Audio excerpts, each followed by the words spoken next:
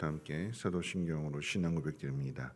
전능하사 천지를 만드신 하나님 아버지를 내가 믿사오며 그 외아들 우리 주 예수 그리스도를 믿사오니 이는 성령으로 잉태하사 동정녀 마리아에게 나시고 본디오 빌라도에게 고난을 받으사 십자가에 못 박혀 죽으시고 장사한 지 사흘 만에 죽은 자 가운데서 다시 살아나시며 하늘에 오르사 전능하신 하나님 우편에 앉아 계시다가 저리로서 산자와 죽은 자를 심판하러 오시리라.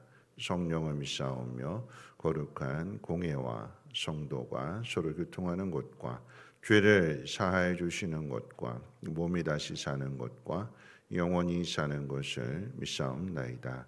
아멘. 좋으신 하나님, 오늘 이 새벽에 하는 귀한 전으로 인도해 주시면 감사합니다. 하나님의 선하신 뜻이 무엇인지 오늘 이 새벽에도 깨닫게 하시고 그 뜻 가운데 행함으로 인하여서 하나님의 도우심과 또 하나님의 영광을 보게 하옵소서. 감사드리며 모든 말씀 예수님의 이름으로 기도합니다. 아멘. 하나님 말씀 봅니다. 하나님 말씀은 에스라서 8장 1절로 20절까지 보시겠습니다.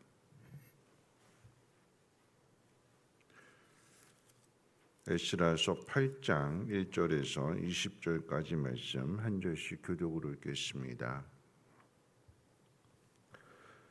아닥사스다 왕이 왕위에 있을 때 나와 함께 바벨론에서 올라온 족장들과 그들의 계보는 이러하니라. 비냐스 자손 중에서는 게르솜이요, 이다말 자손 중에는 다니엘이요, 다윗 자손 중에는 핫두스요. 스가랴 자손 곧 바로스 자손 중에서는 스가랴니 그와 함께 족보에 기록된 남자가 150명이요. 바모압 자손 중에는 스라히아의 아들 엘여에네니 그와 함께 있는 남자가 200명이요. 스가랴 자손 중에서는 야하시엘의 아들이니 그와 함께 있는 남자가 300명이요. 아딘 자손 중에서는 요나단의 아들 에벳이니 그와 함께 있는 남자가 50명이요. 엘람 자손 중에서는 아달리아의 아들 여사야니 그와 함께 있는 남자가 70명이요. 스바랴 자손 중에서는 미가엘의 아들 스바랴니 그와 함께 있는 남자가 80명이요. 요압 자손 중에서는 여히엘의 아들 오바댜니 그와 함께 있는 남자가 218명이요. 슬로밋 자손 중에서는 요시바의 아들이니 그와 함께 있는 남자가 160명이요. 베베 자손 중에서는 베베의 아들 스가랴니 그와 함께 있는 남자가 28명이요. 아스갓 자손 중에서는 학가단의 아들 요하나니니 그와 함께 있는 남자가 110명이요. 아도니감 자손 중에 나중된 자의 이름은 엘리벨렛과 여우엘과 스마야니 그와 함께 있는 남자가 60명이요. 비그웨의 자손 중에서는 우데와 사보치니 그와 함께 있는 남자가 70명이었느니라. 내가 무리를 아와로 흐르는 강가에 모으고 거기서 3일 동안 장막에 머물며 백성과 제사장들을 살핀즉 그 중에 레위 자손이 한 사람도 없는지라. 이에 모든 족장 곧 엘리에셀과 아리엘과 스마야와 엘라딘과 야립과 엘라단과 나단과 스가랴와 물슬람과 부르고 또 명철한 사람 요야림과 엘라단을 불러 가시바 지방으로 보내어 그곳 족장 이또에게 나아가게 하고 이또와 그의 형제 곧 가시바 지방에 사는 느림 사람들에게 할 말을 일러주고 우리 하나님의 성전을 위하여 섬길 자를 데리고 오라 하였더니 우리 하나님의 선한 손에 도우심을 입고 그들이 이스라엘의 손자 레위의 아들 말리의 자손 중에서 한 명철한 사람을 데려오고 또 세레비아와 그 아들들과 형제 18명과 하샤바와 무라리 자손 중 여사야와 그의 형제와 그의 아들들 20명을 데려오고 다윗과 방백들이 레위 사람들을 섬기라고 준 느디민 사람 중 성전 일꾼은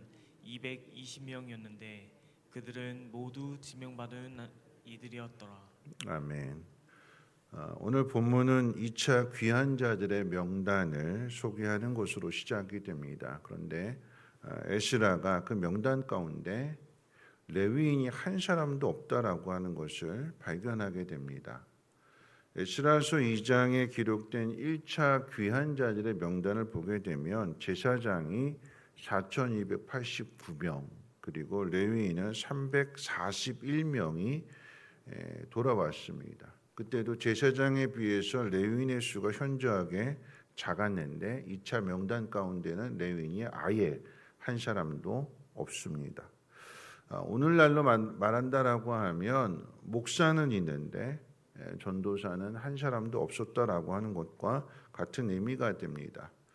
이게 이제 에스라는 족장 9명을 부르고 명철한 사람 2명을 각 지방에 보내서 하나님의 성전에서 봉사하게 될 레위인들을 모집하게 합니다. 성경은 하나님의 선한 도우심을 받아서 돌아오기로 결정한 레위인이 41명이었고 그 다음에 그 레위인들을 함께 도와줄 섬길 느디님 사람들 그 사람들이 220명이었다. 그러니까 이 느디님 사람이라고 하는 것은 다윗 시대에 다윗이 성전에서 레위인들을 보조해줘라 도와줘라 해서 이렇게 지명한 사람들이 바로 이 느디님 사람들입니다.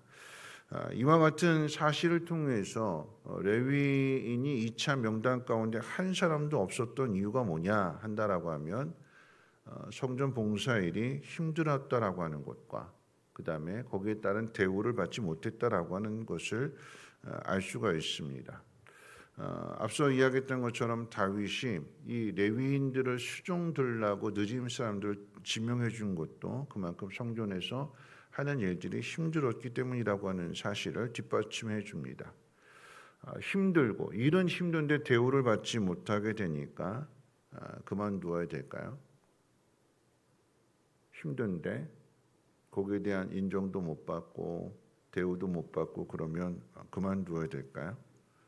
아닌 거죠. 그렇죠? 제사장이 있고 레위인이 있어야 성전의 역할을 감당할 수가 있습니다. 그렇기 때문에 에스라가 이 레위인들을 모집하는 데 있어서 족장 9명과 명철한 사람 2사람을 보내는 이유도 거기에 있습니다. 뭐냐면 족장들이 설득하는 그 부분은 그러니까 사례에 대한 이야기겠죠. 족장들이 각 지파의 족장들이니까 그러지 말고 같이 가자. 우리가 너희들의 그 생활비를 책임져 줄 거다. 뿐만 아니라 이제 족장 외에 2명이 함께 간 것은 아마 사명에 대한 부분을 이야기했을 것입니다. 성전 봉사는 다른 사람이 할 수 없는 일이다. 하나님께서 일은 오직 레위인들만 하라고 하나님께서 구별하셨기 때문에 우리가 망하게 된 것도 하나님의 뜻대로 살지 않아서 망했는데 그런데 레위인이 없어서 정말 성전 봉사할 사람이 없다면 그럼 다른 사람에게 맡길 수밖에 없는데 이 또한 하나님의 명령을 어기는 것이기 때문에 그럼 어떻게 하나님께서 도와주시겠느냐? 어떻게 하나님이 이 민족을 회복시켜 주시겠느냐? 그러지 말고 함께 가자. 사명에 대해서 호소하고 또 한쪽으로는 우리가 생활비 책임지겠다 하는 쪽으로 이게 설득을 한 것으로 이렇게 추정이 되는 거죠. 그래서 41명이 결단했다라고 하는 것입니다. 오늘 이 본문의 이야기가 요즘의 한국의 상황과 한국 교회의 상황과 똑같습니다. 교회에 사역자들이 부족합니다. 신학생들이 또 전도사와 목사가 사역을 기피합니다.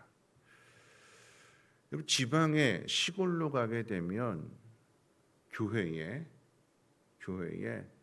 사람이 없다라고 하는 것. 그게 이제 한국 교회의 이제 가장 큰 문제잖아요. 뭐 한국 교회만의 문제가 아니라 한국 사회 문제죠, 그렇죠?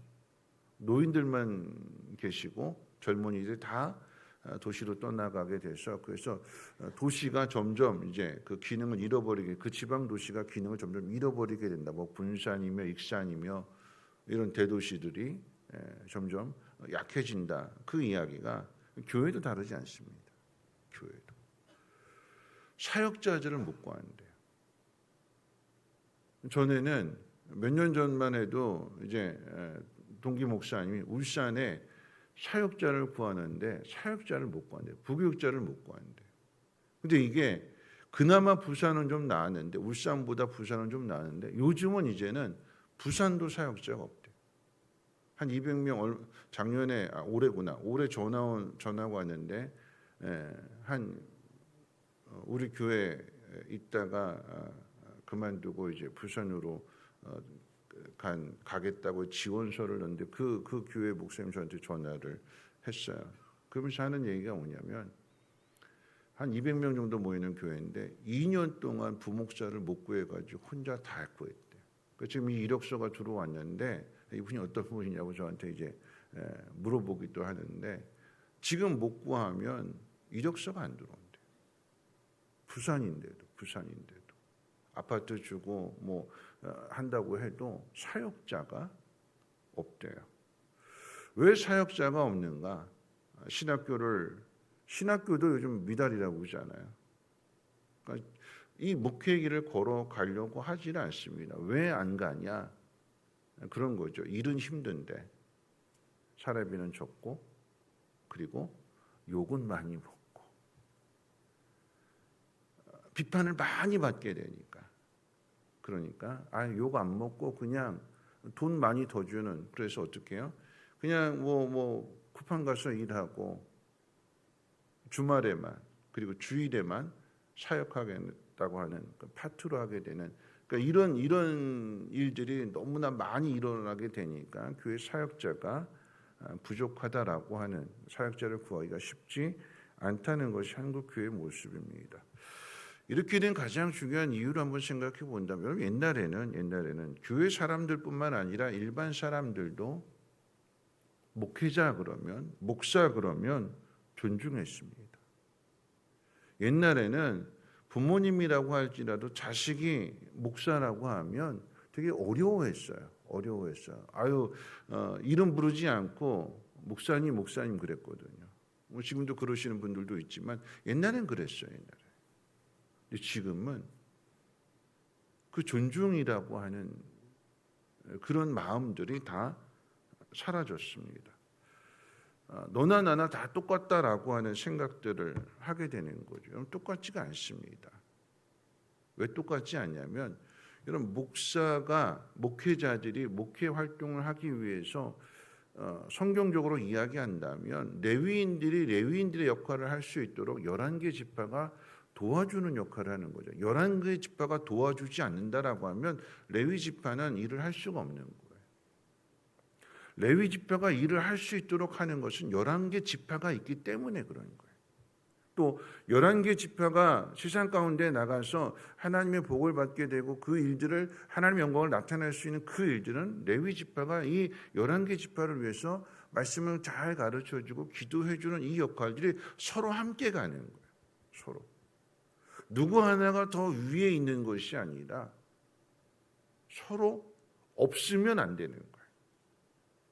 목회자들이 있어야 성도들이 마음껏 세상에 나가서 하나님의 뜻을 펼치고 하나님의 영광을 나타낼 수 있는 거고 이 성도들이 있어야 어떻게 해요? 목회자가 말씀에 전념하게 되는 거고 기도의 일을 할 수 있도록 생활비를 책임져 주게 되는 이 부분이 어떻게 해요? 함께 가야 되는 거죠.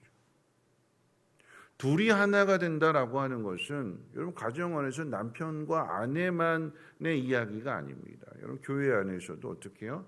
목회자와 성도들이 다 하나가 되어서 함께 하나님의 뜻을 이루어가는 겁니다. 목회자만도 아니고 성도들만도 아니고 어떻게 해요? 함께 서로 도와주라고 서로 섬겨주라고. 갈라디아서 6장 6절 말씀 가운데 여러분 성도가 해야 될 일들은 목회자의 울타리가 되어주는 거예요. 함께 욕하는 게 아니라 함께 비판하는 게 아니라 목회자도 잘못할 수 있고 실수할 수 있잖아요. 그럼 어떻게 해요? 성도들이 해야 될 일은 이건 왜 이렇게 했어요? 비판하고 그게 아니라 어떻게 해요? 기도해 주는 거죠. 그게 울타리 역할을 해주는 거예요. 지지해주고 인정해주고 기도해주고 그럴 때 거기서 힘을 얻게 되는 거. 그렇기 때문에 갈라디아서 6장 6절 말씀에 이렇게 기록했잖아요. 가르침을 받는 자는 말씀을 가르치는 자와 모든 좋은 것을 함께해라. 모든 좋은 것을 함께한다라고 하는 것은 여러분 결국은 이 이야기는 뭐냐? 마음입니다. 마음을 같이 하는 거예요. 같이. 물질의 문제가 아니라 마음을 같이 하게 될 때 그건 자연적으로 따라오게 되는 거죠. 감동을 받는 것은 물질 때문에 아니라 그 마음 때문에 감동받는 거잖아요. 큰 것이 아니라 작은 것이 아주 작은 부분이라고 할지라도 잊지 않는구나, 함께 생각해 주는구나, 마음을 나누어 주는구나 하는 부분들을 통해서 위로를 얻고 힘을 얻게 되는 거고, 그래서 그 길을 걸어가게 되는 거죠. 말씀을 마칠 텐데요. 오늘 말씀 가운데 이렇게 기록되어 있어요. 하나님의 선한 손의 도우심을 받아서 레위인 41명이 결단했다. 양쪽이 다 필요한 거예요. 어떤 것이 필요하냐? 여러분, 목회자들은, 오늘 이 예배를 드리고 있는 저를 비롯해서 우리 사역자들은 사명감이 필요한 거예요. 사명. 죽으면 죽으리라. 굶어 죽어도 난 이 길 간다. 내 성전에서 죽는다. 그런 사명감. 그런 사명감을 가지고 걸어가는 그 사역자들을 어떻게 존중하지 않을 것이며, 어떻게 도와주지 않을 것이며, 어떻게 섬기지 않을까요? 사역자들은 뭐가 회복되어야 되느냐? 사명감. 죽으면 죽으리라. 하나님이 책임져 주신다. 나 하나님만 보고 간다. 그럴 때 어떻게 해요? 선한 손의 도우심을 통해서 느지님 사람 220명이 함께 왔다. 41명 레위인이 결단했는데 거기에 220명이 그 레위인들을 돕겠다고. 220명 표현한다라고 하면 레위인 한 사람당 느지님 사람 5명이 달라붙는 거예요. 뭐 한다고요? 같이 도와주겠다고. 함께 하나님의 일을 하자고. 이 일이 어떻게 해요? 하나님의 선한 도우심. 함께 가는 거죠. 우리 성민교회가 함께 가는 교회가 됐으면 좋겠습니다. 서로 의지하고, 서로 도와주고, 서로 존중해주고, 그래서 서로를 책임져 주는 거예요.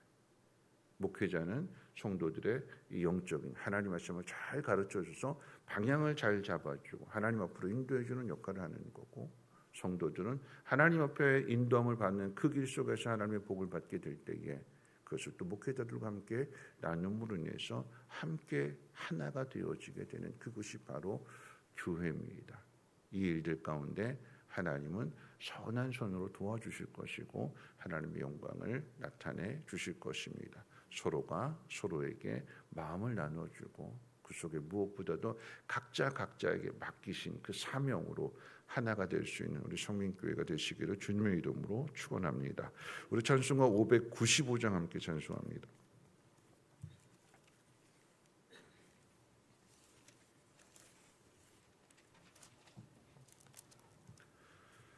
(595장입니다)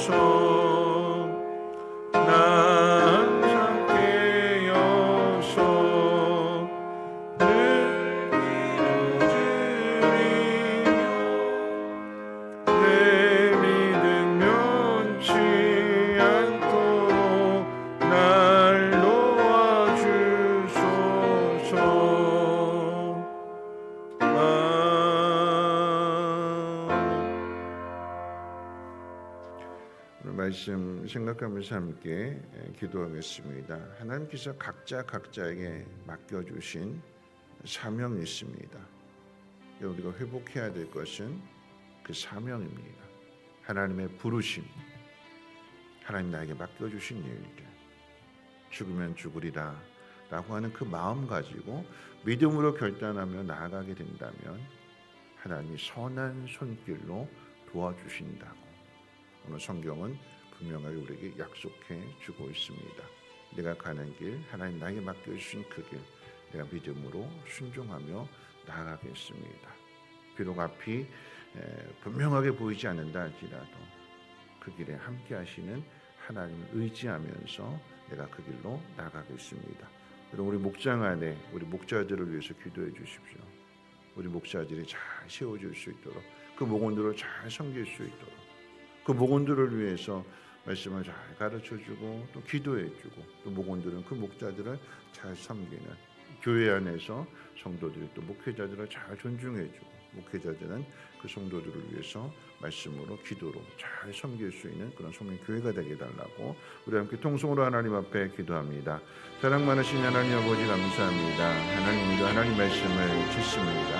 하나님 함께 가는 곳입니다. 하나님 각자의 맡겨주신 귀한 사명들, 하나님 그 사명을 잘 감당할 수 있는 우리 성민교회가 되게 하옵소서. 우리 목회자들은 하나님 말씀을 잘 가르치고 성도들을 위해서 기도하는 일에 전념하고 힘쓰게 될 때에 성도들은 그 말씀을 따라서 하나님께 순종함으로 인하여 하늘의 복을 받게 해주시고 또 받은 그 복을 함께 목회자들과 나누고 목회자를 섬겨줄 수 있는 그런 아름다운 교회가 되게 하옵소서.